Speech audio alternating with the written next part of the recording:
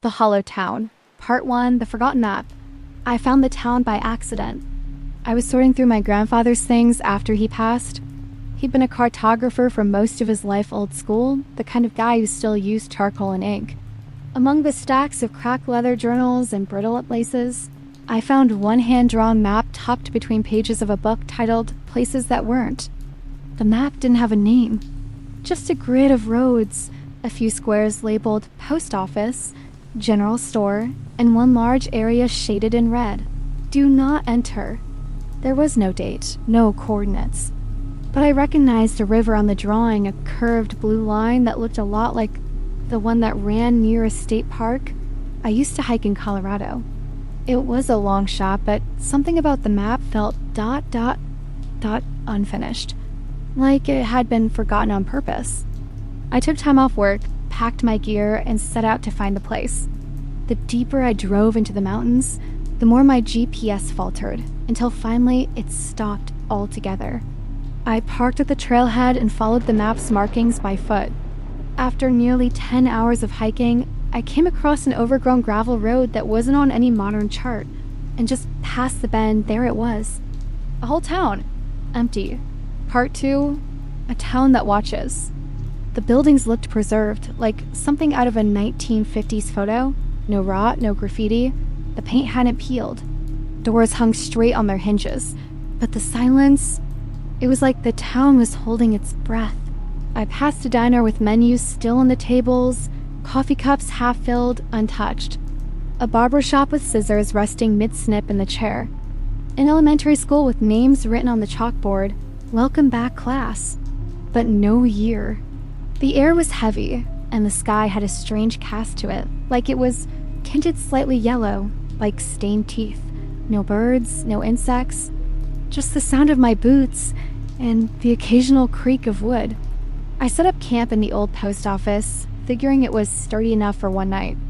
That's when I saw it, a newspaper dated June 5th, 1952, and the headline read, "Town sealed by order of state, exposure protocol activated."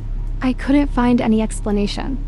Just an article that abruptly stopped mid-sentence, like someone had torn the rest away. That night, I couldn't sleep.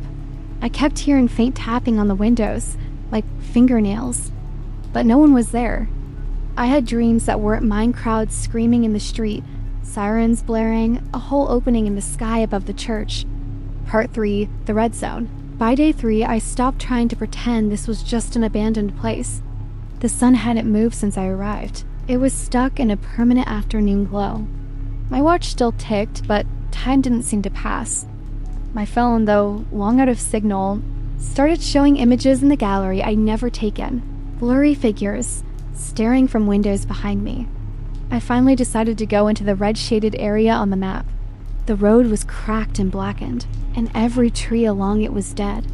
At the edge stood a church, but its steeple was twisted. Metal warped like something had melted and reshaped it. Inside, the pews were lined with empty clothing shirts, slacks, dresses, even shoes all laid out as if people had been sitting there and simply vanished. In the pulpit sat a journal. The entries became increasingly unhinged. They told us we'd be safe here, that the experiment was controlled. It's not the town that's cursed. It's the thing they brought through. Don't speak to it. It learns your voice. There were photos taped to the back cover portraits of residents, but every face had been scratched out, and over each one someone had written, "Returned." Part 4, it speaks back. That night, it spoke to me. I don't know if it was a dream or hallucination, but I woke up to the voice of my grandfather whispering from the corner of the post office. "You found it. You weren't supposed to find it." I turned and saw him standing there, but his eyes weren't right. Too dark, too wide, like something was puppeting him. It remembers it's hungry again. When I blinked, he was gone.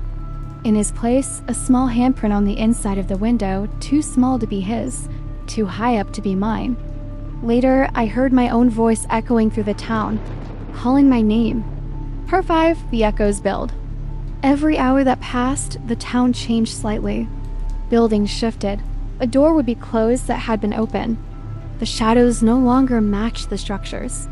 I tried placing markers, pebbles, sticks, scratch signs, but they disappeared or reformed into twisted shapes. And the people started appearing. Frozen at first, just outlines in the windows, then turning, watching, smiling too wide. Some with mouths that opened sideways, some with no eyes at all. They whispered to me late at night, "Join us in the church. Bring your name. Bring your face." One night, I followed a childlike figure through the fog to the school. The chalkboard now read, "Class complete. Thank you for your face." I didn't sleep again after that. Part 6, the exit that isn't. I tried to leave the next morning. I walked back the way I came, using the GPS coordinates I had saved, but every trail led me in a circle. The town kept pulling me back. The sky never changed. My food and water were running low, and then I saw myself standing outside the diner, just for a second, wearing the same clothes, same backpack, same everything, then ... gone. The buildings began to change. Each day, one would appear slightly newer, refreshed, repainted. It was like the town was repairing itself around me, or preparing for something. That night, I heard knocking on every window at once. Part 7, the feast. I made it to the edge of the red zone, again. This time, the ground was different, softer, like flesh underfoot. I walked the church perimeter and saw symbols etched into the stone, circles within circles, mouths within mouths.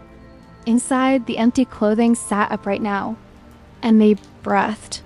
I don't know how long I stood there before I heard dozens of footsteps behind me. Slow, inhuman. I didn't turn around. I just ran until the fog took me. I woke up in the general store. My journal beside me, my handwriting, but words I didn't write. You belong. Part 8, the letter. I'm writing this now in the margins of the old map. I've left markers, stacked stones, scratches on trees, but they vanished by morning. I don't think I'll get out. If you found this, if you're reading it, burn the map. Leave this place. Don't listen to the voices. They're not your loved ones. And whatever you do, don't answer when they knock. They only need one word to take your face.